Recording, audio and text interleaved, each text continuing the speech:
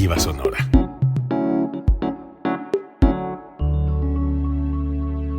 Código Libre.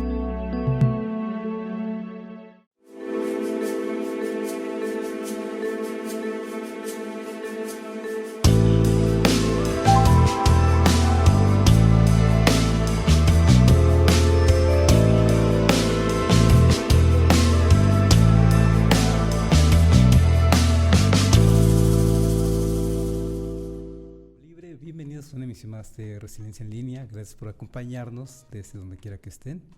Y esta vez le titulamos a nuestro programa con signos de interrogación: crisis constitucional en México.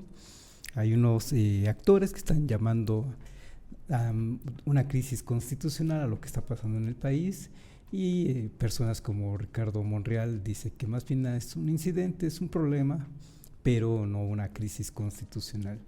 ¿Quiénes están del lado de la crisis constitucional? El propio Juan Luis González Alcántara Carranca, uno de los ministros, pero al mismo tiempo este ministro hoy presentó su renuncia como ministro de la Suprema Corte de Justicia, pero no es que aplique hoy mismo, no es que renuncie hoy mismo. De eso vamos a estar platicando, de si hay una crisis constitucional. Esto suena fuerte, suena impactante.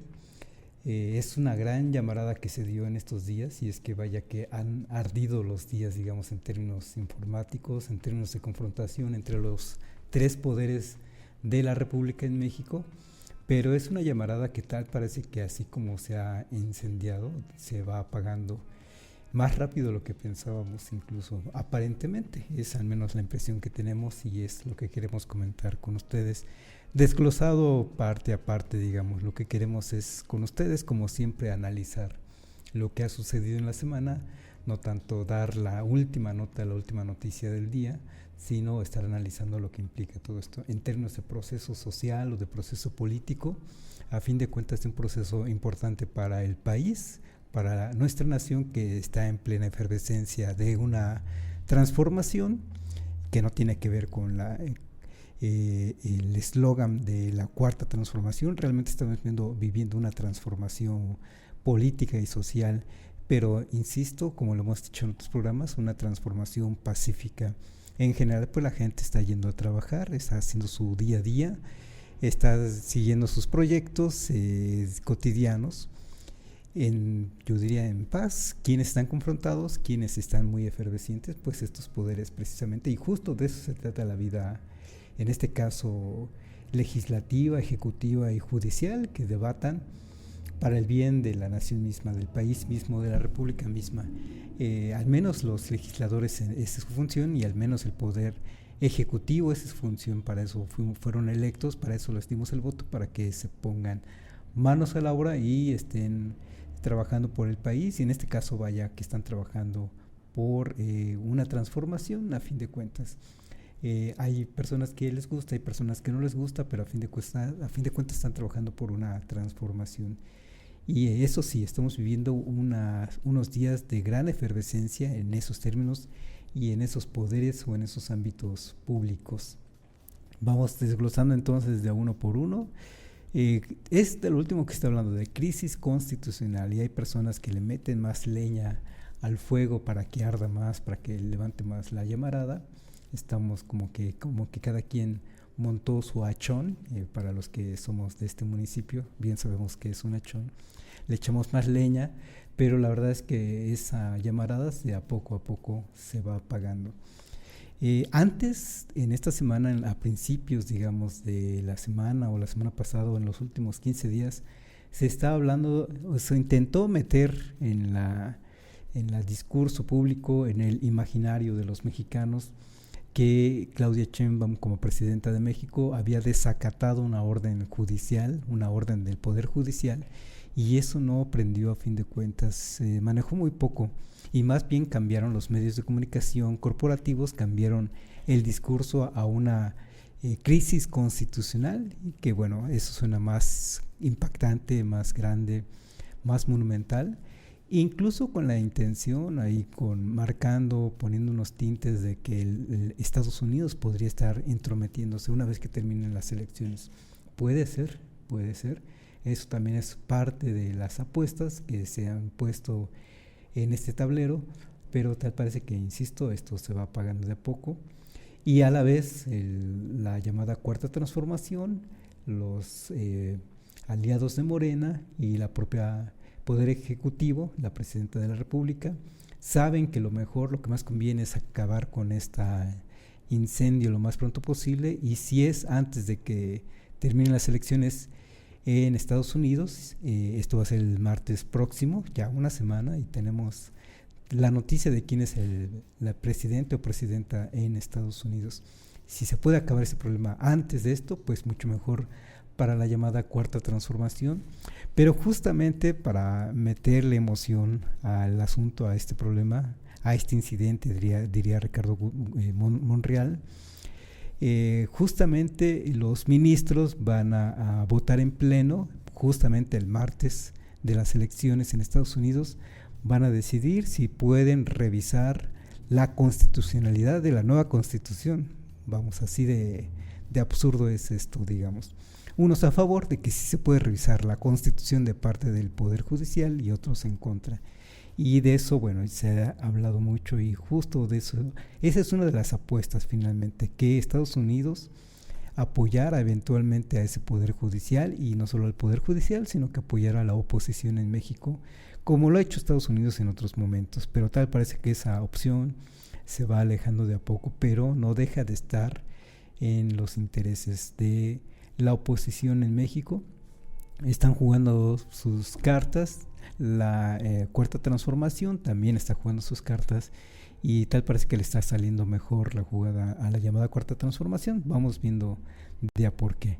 Entonces, primer punto que queremos comentar con ustedes es que se pasó de un discurso en la opinión pública corporativa de que Claudia Sheinbaum había desacatado una orden judicial, particularmente con esto que emitió la jueza Nancy Flores, ordenándole a la presidenta que retirara del Diario Oficial de la Federación la reforma judicial, y ella evidentemente respondió que no lo iba a hacer, y lo respondió en la arena pública. No lo respondió, como ya lo platicamos la vez pasada, mediante el oficio que hubiera dado legitimidad al Poder Judicial para entrometerse en la revisión de la nueva Constitución, o de la reforma a la Constitución, porque no es una nueva Constitución. En ese sentido también los diputados y senadores de Morena como que han exagerado un poco diciendo, y bueno, es que están haciendo también su papel de contraofensiva, han exagerado un poco diciendo que son el constituyente. No están, en estricto sentido, no están reescribiendo la Constitución, están reformando la Constitución. En todo caso son un poder reformador, pero no un poder constituyente. Y para darnos una idea de la envergadura de un poder constituyente, cuando se reformó la Constitución, pero de la Ciudad de México, ahí sí se formó un constituyente, un Congreso Constituyente, en el cual participaron no solo los diputados locales, sino también fueron invitados artistas, comunicadores, deportistas, gente de todo tipo del orden público, para que participaran en la redacción de esa nueva Constitución de la Ciudad de México. Se invitó, por ejemplo, recuerdo a Damián Alcázar, un actor muy famoso en México, muy conocido y muy querido. Él participó como uno de los constituyentes. Jiménez Cacho, si no mal recuerdo, también participó en ello, y otros actores hablando del medio artístico, no actores políticos, sino actores del medio artístico, participaron en esa elaboración de esa Constitución, o esa nueva Constitución de la Ciudad de México, pero era toda la Constitución completa. Aquí, a diferencia de lo que tenemos en el nivel federal, no se redactó una nueva Constitución, sino que se reformó una parte, eso sí, sustancial de esa Constitución concerniente al Poder Judicial, y además se han hecho varias otras reformas a la Constitución, tan solo en estos 20 y tantos días, 28 días, casi 30 días que lleva de presidenta Claudia Sheinbaum, y además se ha reformado la Constitución durante el gobierno de López Obrador, pero son eso, reformas a la Constitución, no un poder de reformar toda la Constitución completa. Entonces, Está un poco exagerado que diga la cuarta transformación, los partidos Morena, PT y Verde, que son el poder constituyente, pero bueno, es al calor de la defensa de sus puntos que están defendiendo, y en este caso la reforma constitucional, contra un poder, el poder judicial, que está diciendo que estamos en una crisis constitucional. Ni uno ni otro, vamos, sí hay incidentes, y bueno, esa es una primera parte en todo caso. Otro punto de si podemos hablar de una crisis constitucional, bueno, ¿por qué digo que se está pagando? Porque en la semana también, en esta última semana, también nos enteramos de que el Tribunal Electoral le avaló al INE, al Instituto Nacional Electoral, que puede continuar con el proceso de selección de los nuevos juzgadores en 2025.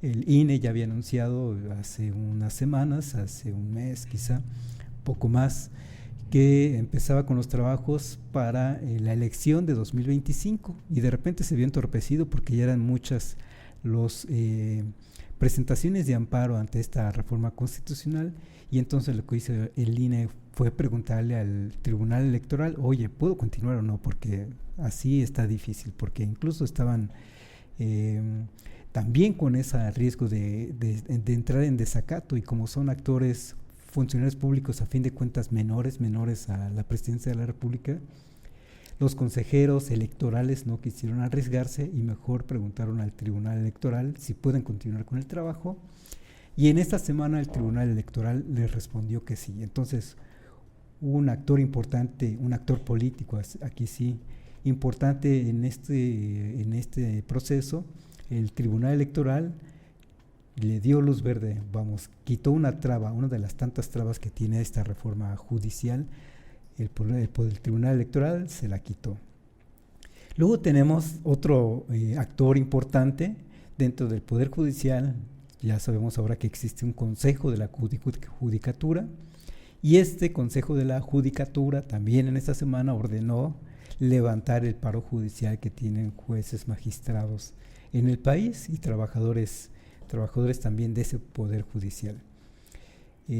Ordenó levantar ese paro judicial so pena de empezar a descontar los sueldos para las personas que no se presenten a laborar, e incluso los jueces titulares de cada uno de esos espacios, cada juez titular, digamos, de esos espacios donde podemos estar levantando alguna denuncia, son los que están obligados a decir quiénes no se están presentando a trabajar, para que en todo caso les sea descontado de su salario esas horas no laborables.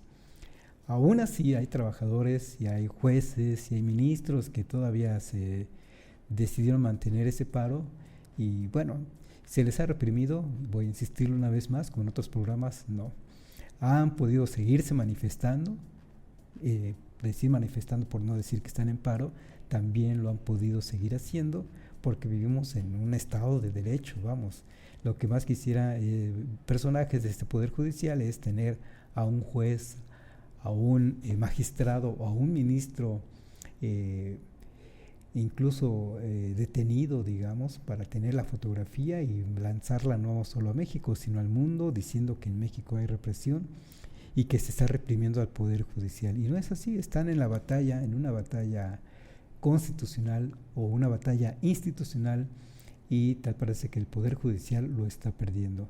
Porque tenemos entonces un Tribunal Electoral que ya dio luz verde, un Consejo de la Judicatura que dijo ya estuvo bueno, hay que ponerse a trabajar, y si no les descontamos los días de no trabajo. Y bueno, hoy de manera masiva, todavía más significativo, 8 ministros ya presentaron su renuncia, lo que estábamos diciendo al principio del programa. 8 ministros ya están presentando su renuncia, pero no es que le renuncien hoy, sino que están renunciando a la posibilidad de ser electos en el proceso 2025. Están presentando hoy su renuncia, pero tiene aplicación a partir del 31 de agosto de 2025, es decir, van a ser magistrados, van a ser ministros por casi un año más. Mientras tanto, van a poder seguir haciendo sus funciones en el Poder Judicial, en la Suprema Corte de Justicia y mientras tanto se van a reunir el próximo martes para votar, para ver si ellos consideran que si están calificados para estar revisando la constitucionalidad de la nueva constitución, por increíble que parezca. Pero bueno, ahí tenemos actores a favor, tenemos actores de la vida pública en contra, y en esto ha sido cauta la presidenta de México, diciendo vamos a esperar a ver qué deciden la Suprema Corte de Justicia, reunidos en este pleno en este próximo martes. Es decir, por ahora ya no quiere más problemas. La semana pasada todavía estuvo denunciando a estos jueces, magistrados, ministros, sacó una lista de por ejemplo, los delincuentes que han salido libres por jueces federales. Puso los nombres incluso de esos jueces, diciendo qué jueces habían liberado a qué personajes. Y por ejemplo estaba en esa lista, en esa relación que sacó la semana pasada, Rafael Caro Quintero o el Güero Palma, conocidos delincuentes en el orden nacional e internacional, fueron liberados por jueces. Y la semana pasada todavía estaba con la espada desenvainada Claudia Sheinbaum. En estos últimos días está diciendo vamos a esperar a ver qué decide la Suprema Corte de Justicia respecto a este asunto, y prefiere esperar, prefiere ser cauta y decir vamos a tranquilizarnos, porque a la vez que están haciendo al menos la Suprema Corte de Justicia, estos ministros y estos 8 ministros en particular también están como que tirando la toalla, digamos, están aceptando, porque a fin de cuentas el hecho de que presenten su renuncia, y fue hoy de manera masiva, un ministro ayer, los demás hoy, lo que están haciendo en los hechos es aceptando la nueva reforma constitucional, porque es la nueva reforma constitucional quien está diciendo aquellos que no quieran participar en el proceso de elección 2025 tienen la posibilidad de renunciar y que reciban, como le dicen, un haber de retiro, es decir, una pensión de retiro bastante jugosa. Escuché que puede ser del orden de los 300,000 pesos mensuales, más o menos, ¿no? Digamos, porque hay varias prestaciones que reciben y es una prestación muy jugosa. Por un lado, y por otro lado, bueno, estos ministros saben que no van a ser electos, están, en pocas palabras, y en palabras llanas, están quemados ante la opinión pública y difícilmente van a ser electos por parte de la población, de lo que decimos el pueblo de México. Difícilmente van a ser electos después de que se han mostrado, como se han mostrado, digamos, ¿no? Ya sin poner más calificativos, saben que sería muy difícil que sean electos en el proceso 2025, y entonces mejor deciden presentar su renuncia hoy, pero con efectos a partir del 31 de agosto de 2025. Y entonces ya tenemos una desmotivación, un elemento de desmoralización más de este Poder Judicial. Me imagino qué caras largas puede haber entre los trabajadores del Poder Judicial que todavía quieren sostener el paro, o de los ministros o de los jueces como Nancy Flores, cómo se han de haber quedado helados de ver las renuncias ya puestas sobre la mesa de estos ministros, que en su momento estos ministros apoyaron ese movimiento, salieron a las calles a apoyar ese movimiento. Vamos, es que era recíproco, apoyándose entre ellos mismos, y vamos, eso también se vale. Si salen a manifestarse los trabajadores, lo que se espera, al menos para levantar la moral, es que salgan los jefes a apoyar ese movimiento, y así lo hicieron, pero ahora reciben un balde de agua fría esos mismos trabajadores del Poder Judicial, conociendo la noticia de que de manera masiva estos 8 ministros presentan su renuncia, y son los 8 ministros que han estado en contra de la llamada Cuarta Transformación. Y quienes no han presentado su renuncia, las 3 ministras que se han manifestado a favor de la Cuarta Transformación, Loreta Ortiz, ahí se me van los nombres, ahorita los recuerdo, Esquivel, la ministra Esquivel, y ahorita recuerdo la tercera ministra, Batres, la ministra Batres. Ellas son las 3 que no han puesto su renuncia, porque además ellas ya dijeron que sí van a participar en el proceso de elección 2025, porque precisamente consideran que la población ha visto del lado de quién están, así lo consideran ellas, y tienen la confianza de que la población o el pueblo va a votar por ellas, y pareciera que están las condiciones para que efectivamente ellas sean electas en este primer proceso electoral.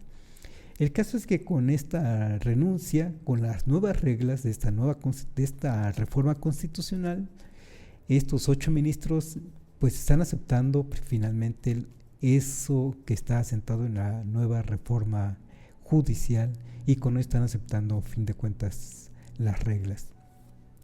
En los hechos lo están haciendo. ¿Cómo podrían entonces el martes votar a favor de que no es constitucional estas reformas si están aceptando las nuevas reglas del juego, ¿no? Bien, sería extraño. Pero todo es parte de un juego, ya no es un parte del juego judicial, démonos cuenta de ello, ya no estamos en el terreno técnico del Poder Judicial, estamos en el terreno político, donde ellos están haciendo política, vamos. Y entonces yo diría, más allá de decir que fueron derrotados, decía que están tendiendo la mano para una negociación, para una salida negociada, digamos. Están poniendo las cartas, su renuncia sobre la mesa, pero ayer también el ministro Juan Luis González Alcántara Carrancá presentó un documento donde se echó un gran rollo de más de 300 cuartillas diciendo por qué sí podrían revisar la constitucionalidad de estas reformas constitucionales, pero finaliza a fin de cuentas, palabras más, palabras menos, finaliza diciendo que pese a que sí tienen la capacidad, no lo van a hacer. No lo van a hacer, pero que lo mejor sería una salida consensuada entre los 3 poderes, y que él como ministro y ellos como ministros estarían dispuestos, los ministros, son 11 ministros, recuerden, estarían dispuestos a renunciar, al menos estos 8 de los que ya conocemos ahora. Ayer lo decía, podemos renunciar, y hoy presentaron las renuncias, pero ayer decía, podemos renunciar, pero que se mantengan los jueces y magistrados y que ellos no sean sometidos a un proceso de elección. Es parte, como que aquí está un proyecto, como le dicen ellos, un proyecto de revisión de la constitucionalidad de esta reforma. Y además aquí está una propuesta de negociación para que todo lo demos por bien terminado, digamos. Renunciamos los ministros, pero se quedan jueces y magistrados federales. Y de ayer a hoy hemos escuchado a los líderes de la Cuarta Transformación, particularmente de Morena y particularmente de Monreal y Fernández Noroña, diciendo que no lo aceptan. Vamos a ver, es un choque de trenes, como hemos escuchado. Como les decía, Claudia Sheinbaum más bien ha estado en un plan de vamos a esperar, dice, a ver qué resuelven, pero sí están al menos Claudia Sheinbaum está en un plan de por qué no poder negociar. Y en lo personal soy de la idea de que siempre se tiene que tender la mano para negociar, precisamente. Hay una frase muy conocida entre los abogados, lo aprendí de los abogados, que dice: más vale un mal acuerdo que una buena defensa. Vamos, el mal acuerdo puede ser para ambas partes, pero si es una buena defensa y están confrontadas, eso puede ser por años y años. Imagínense ustedes si lo aplicamos en una pareja de personas que se quieren divorciar, en eso aplicaría, ¿no? Más vale un mal acuerdo, pero se separan, se divorcian, que una buena defensa. Y esa defensa puede durar años. Y vaya que conocemos casos en donde se llevan años y es imposible tener una resolución favorable. Entonces lo que recomiendan los abogados, ellos mismos, es más vale un mal acuerdo. Y en este caso pareciera que esa es la lógica. Pero hay actores de la Cuarta Transformación que consideran que lo pueden ganar todo y que pueden arrasar con el Poder Judicial y con quien se les ponga enfrente, que en estos momentos tienen esa facultad. Y bueno, en lo personal siempre he sido de la idea, y eso es en todo ámbito, de mejor platicar, negociar y llegar a un acuerdo. No nos va a satisfacer ambas partes, pero más vale a seguir prolongando esta pelea, esta lucha que en dado eventualmente podría escalar. Y también hay que considerar eso. Hoy, mañana, en 1 año, en 2 años, 3 años, podría mantenerse ese elemento vivo y la oposición, ahora oposición, a la vuelta de los años puede volverse a ser del poder y puede cobrárselas todas completas, digamos. Está la posibilidad. Y bueno, en ese sentido siempre será mejor la negociación. Aquí hay también el asunto de que es que se le prometieron a los electores, a quienes votaron por la Cuarta Transformación, que se iba a llevar esta reforma y que se iban a hacer electos todos los jueces, magistrados y ministros, y no les podemos fallar. Bueno, está esa consideración, pero también hay que considerar que hubo una proporción importante, al menos 30% de electores que no votaron por esa Cuarta Transformación, y que esos 30% de electores pues sí quisieran ver que se respete, digamos, la posición que tiene en estos momentos al menos un sector del Poder Judicial, jueces, magistrados, ministros, y que sí les gustaría ese 30% de la población o de electores en México que se llegara a esa negociación. Sería como que, bueno, no perdemos todo, ganamos algo y ambas partes ganan algo, ¿no? En donde finalmente lo que tendría la Cuarta Transformación es que se quedaría con esa reforma judicial ya reconocida por el Poder Judicial, a pesar de que no se reelijan o no se elijan jueces y magistrados federales. En lo personal creo que es una buena salida, pero vamos a ver qué resulta. Siento que se están distensando las cosas en cuanto a lo general, digamos, del poder, al menos del poder ejecutivo. El poder judicial ya tendió la mano, dice vamos a negociar y vamos a ver qué sucede. Desde luego, sobre todo en el poder legislativo, donde están ahí directamente los actores políticos, directamente representando a los partidos políticos, ahí es donde pueden estar más confrontados las posiciones, porque hemos visto cómo es que ahí se hace uso del micrófono de manera a veces discriminada, y hemos visto las posiciones de Lili Telles, por ejemplo, o de Marco Cortés o de Alito Moreno, que por cierto vamos a cerrar el programa con una nueva noticia, una nueva nota que da Alito Moreno respecto del PRI, pero ahorita lo comentamos. Entonces, que si hay crisis constitucional, a lo mejor estaba la posibilidad, pero como con lo que hemos comentado, con nuestras apreciaciones, vemos que en realidad no.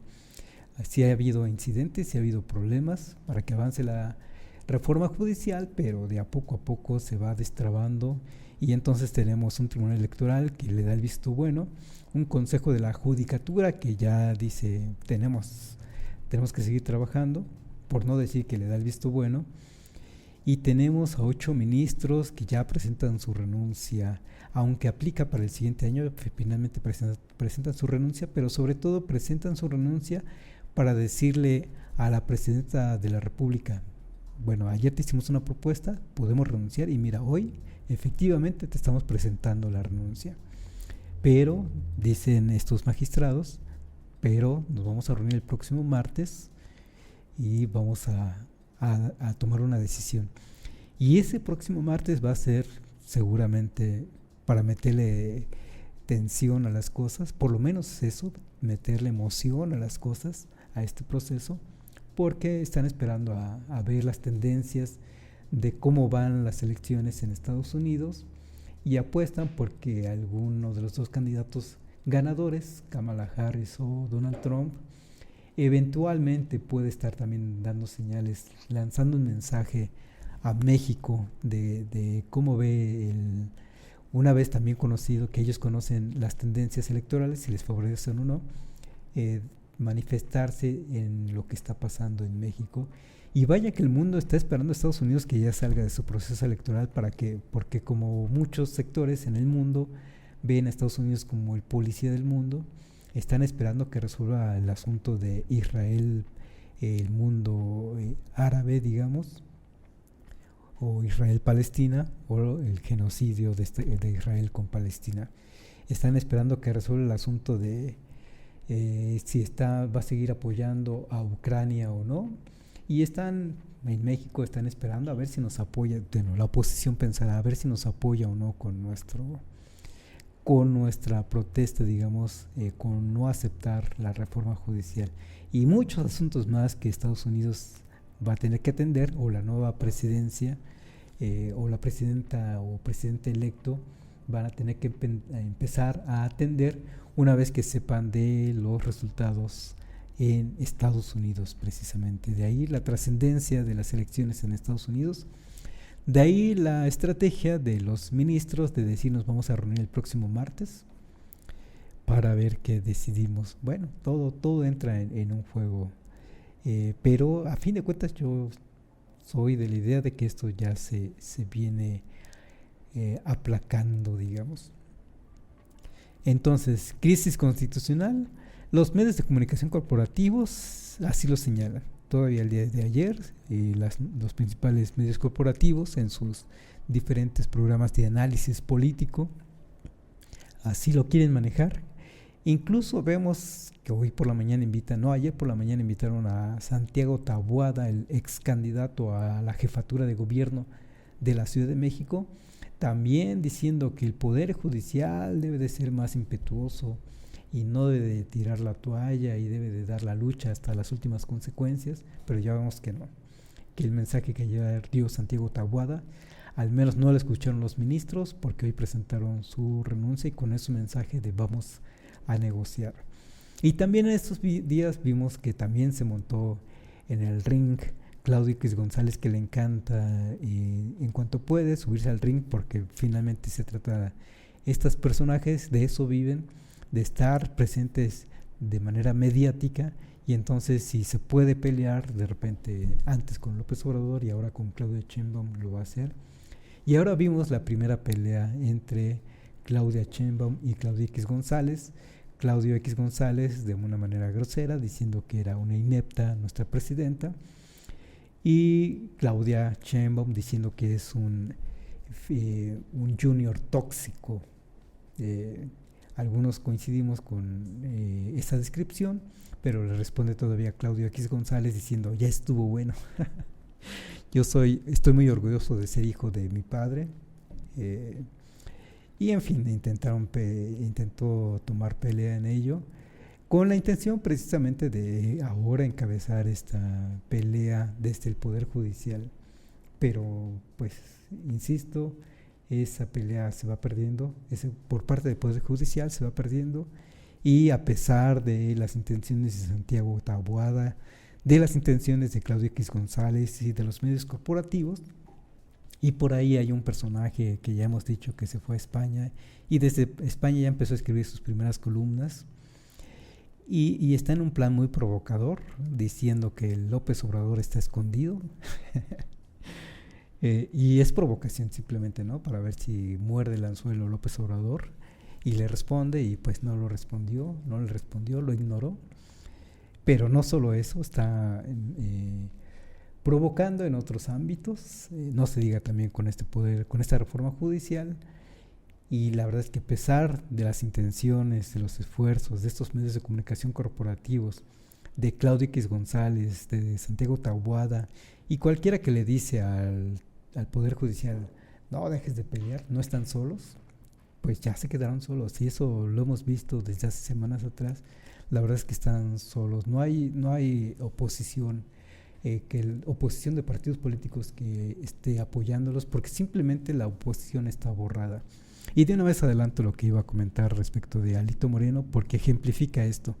Porque Alito Moreno ayer anuncia que ya sacó del partido, de su bancada, a una senadora más.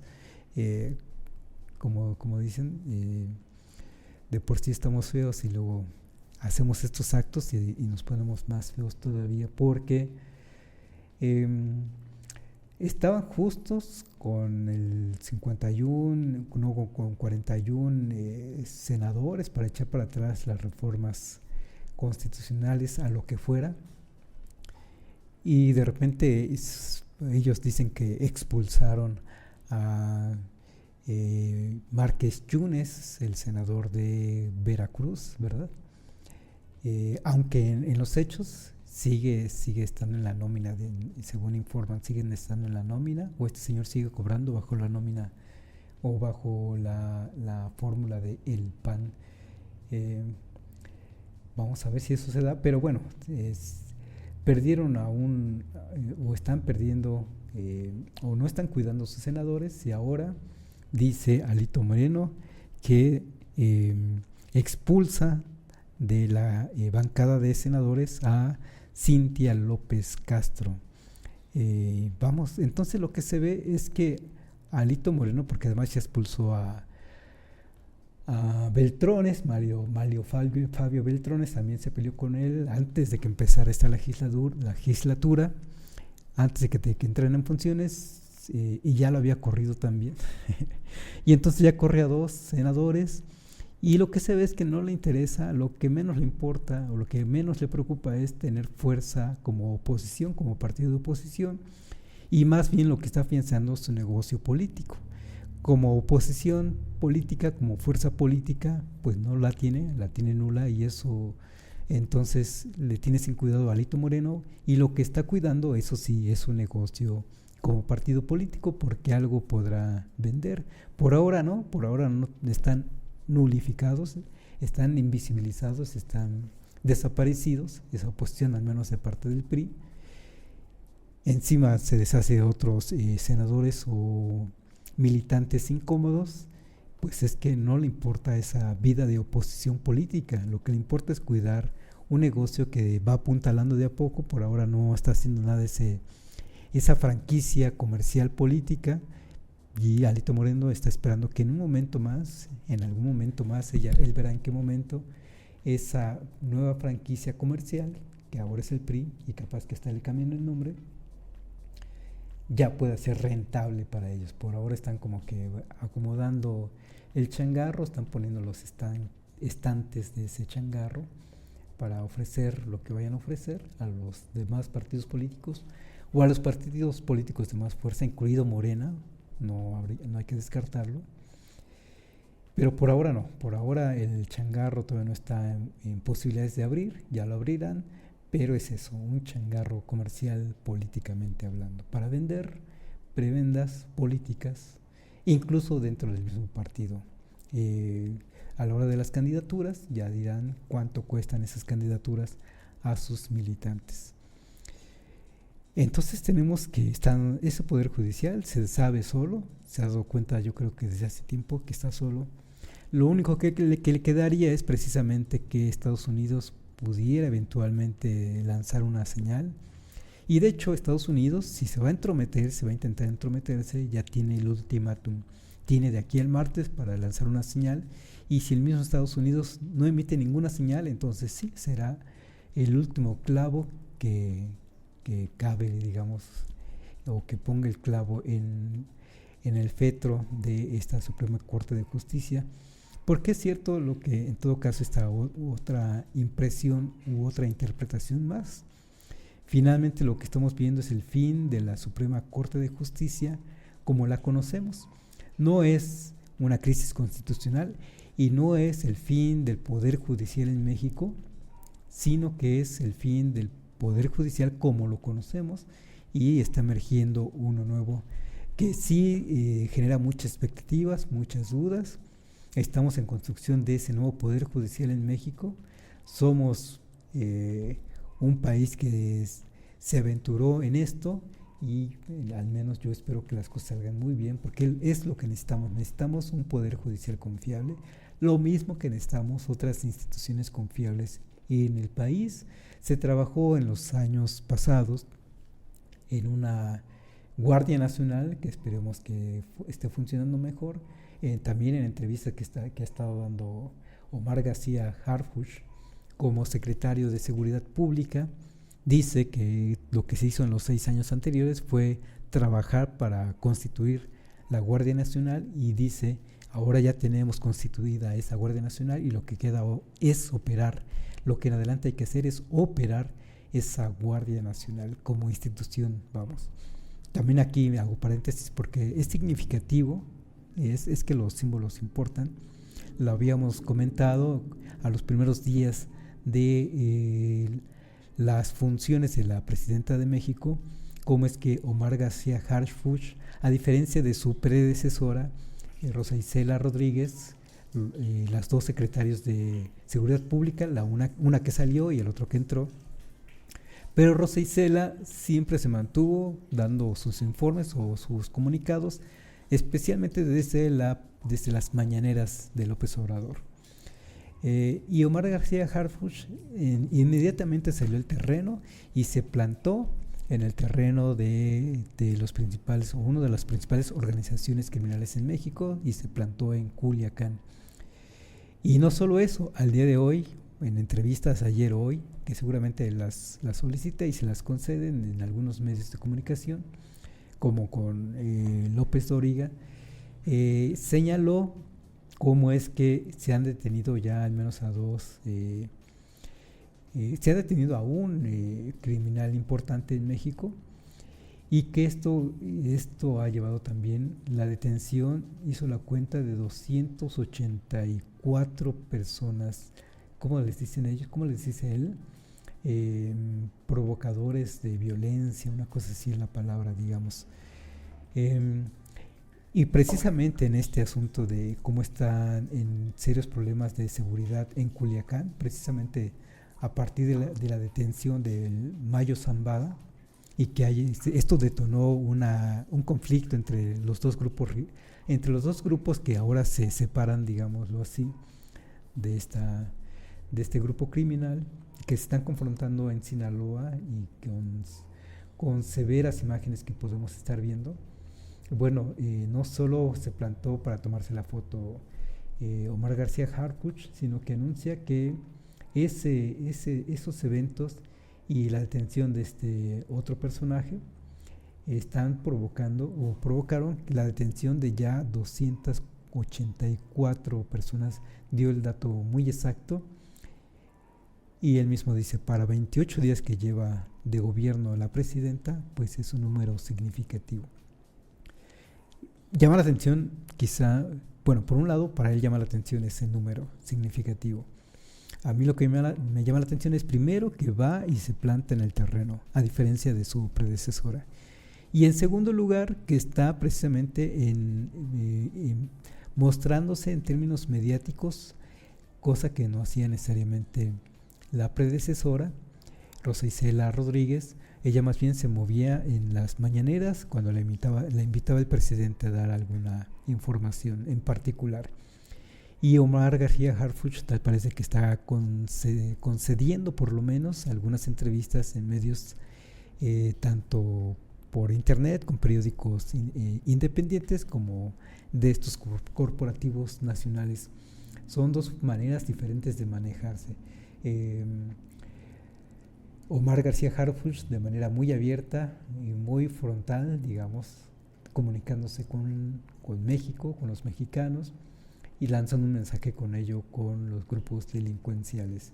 Son dos figuras, o son dos maneras distintas, muy distintas, de estarse manejando ante la opinión pública.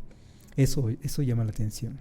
Y volviendo al asunto de entonces crisis constitucional, finalmente no, porque vemos cómo es que se va desinflando esta confrontación entre el Poder Judicial y los otros dos.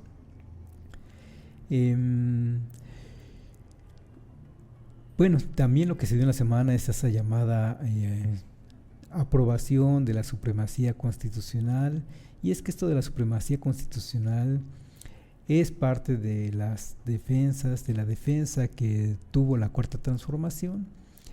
También quisieron decir cosas increíbles de parte de la oposición, que con esta supremacía constitucional, entonces ya cualquiera va a poder venir y decretar la pena de muerte y otras cosas, ¿no?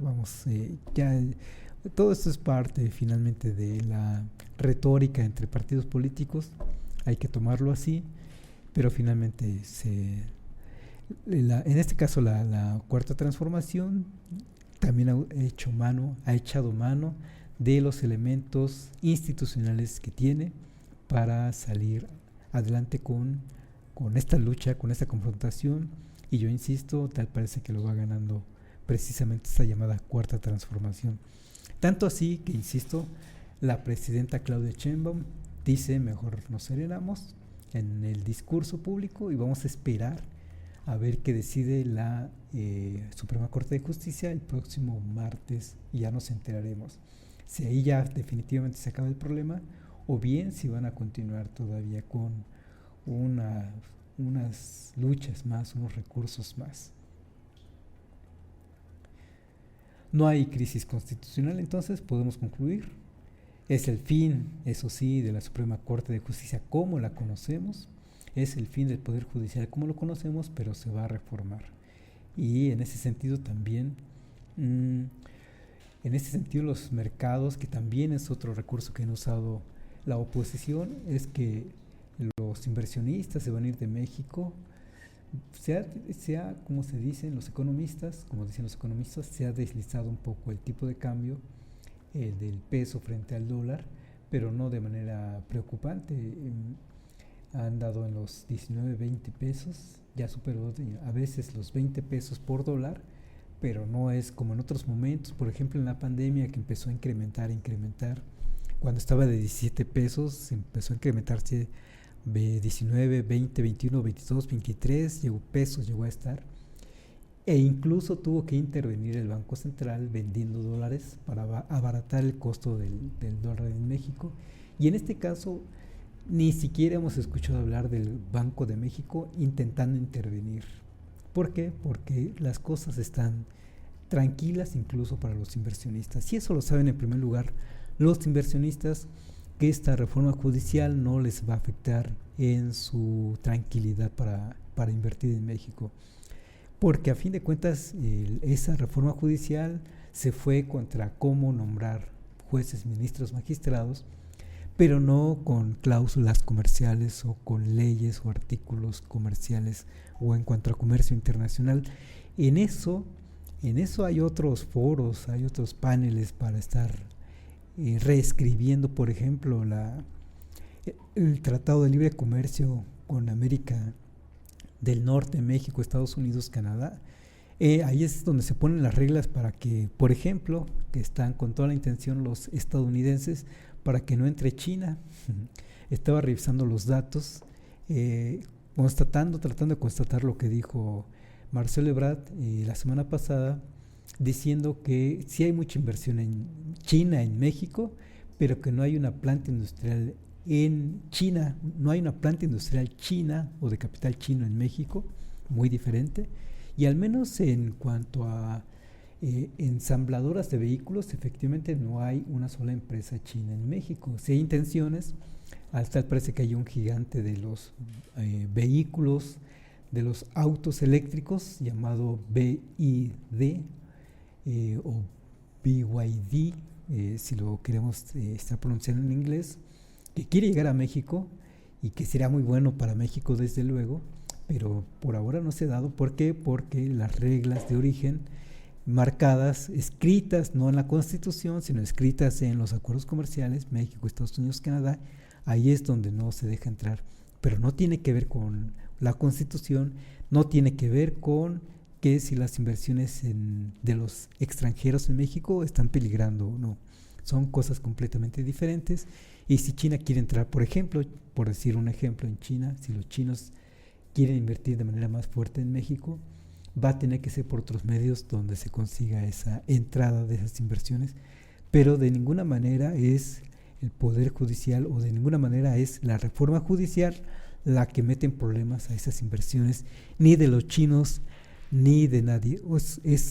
Es otra ventanilla, podríamos decir, es otro lugar donde hay que estar revisando esto. Así que en ese sentido también, si vemos un peso deslizándose, pero no es problema propiamente o derivado de la reforma judicial. En ese sentido también México y los inversionistas nacionales o extranjeros saben que pueden estar tranquilos. Estamos acabando ya con el programa, nos quedan 3 minutos, así que ¿Qué más comentar? Anoté otras cosas para lo que siempre traigo de ideas para ustedes, pero incluso ya no tienen sentido. Como se está desinflando el problema, veo yo, se está desinflando el problema, ya no veo tampoco necesidad de señalarlo, y mucho menos, lo que menos intentamos aquí es, como se han hecho en otras plataformas, incendiar aún más las redes sociales, digamos, ¿no? Vamos, ni hay necesidad, ni hay justificación. De las cosas que había notado, por ejemplo, son los casos en donde sí se ha dado un lawfare, en donde sí se ha dado un golpe de estado técnico, un golpe de estado blando, un golpe de estado desde el Poder Judicial, como se ha dado en Brasil, con Dilma Rousseff, que la destituyeron como presidenta, o como Lula da Silva, que lo metieron incluso a la cárcel. Vamos, no hace falta, tal parece, recurrir a estos ejemplos. Sí, la preocupación siempre estará, pero aquí el asunto de por qué no se ha dado un golpe de estado desde el Poder Judicial es porque este gobierno tiene amplia legitimidad. Se votó, si bien no todos los mexicanos, eso hay que reconocerlo, hay que reconocer que 30% no votó por Claudia Sheinbaum ni por este proyecto llamado Cuarta Transformación, pero 60% que sí votó por ellos sí es una fuerza importante, una fuerza democrática importante. Eso Estados Unidos lo sabe reconocer.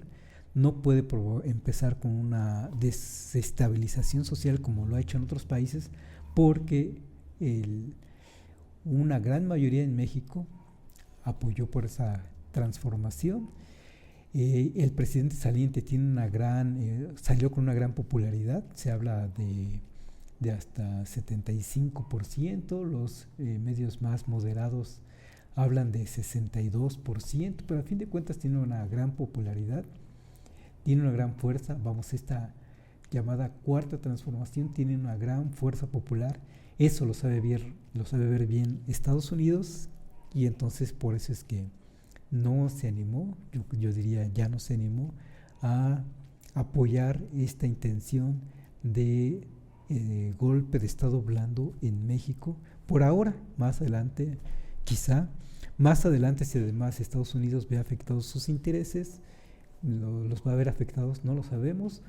Hoy anunció Claudia Sheinbaum que Pemex y Comisión Federal de Electricidad se van a convertir en empresas sociales, lo que quiera que eso signifique. Bueno, finalmente se va a ver como, o las están reafirmando como empresas de los mexicanos. Esa es una parte importante, y esa es una parte que siempre ha estado ahí presente entre los mexicanos. Los mexicanos siempre han visto a Pemex y a la Comisión Federal de Electricidad como empresas mexicanas.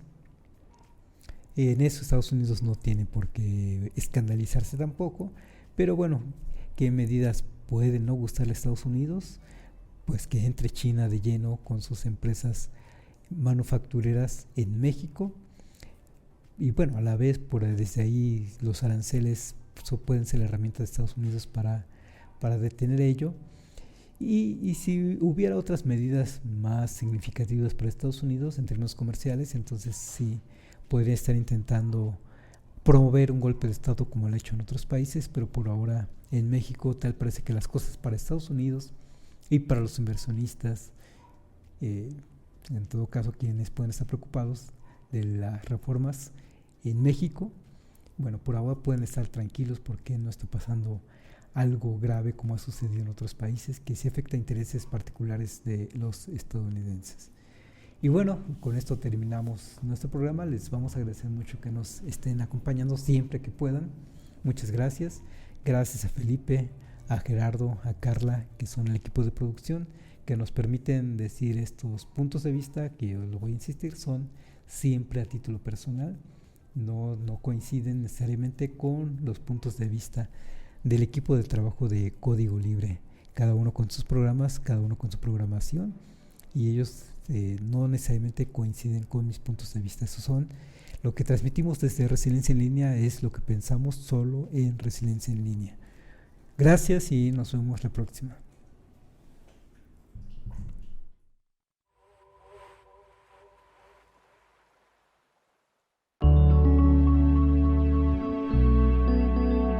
Código Libre.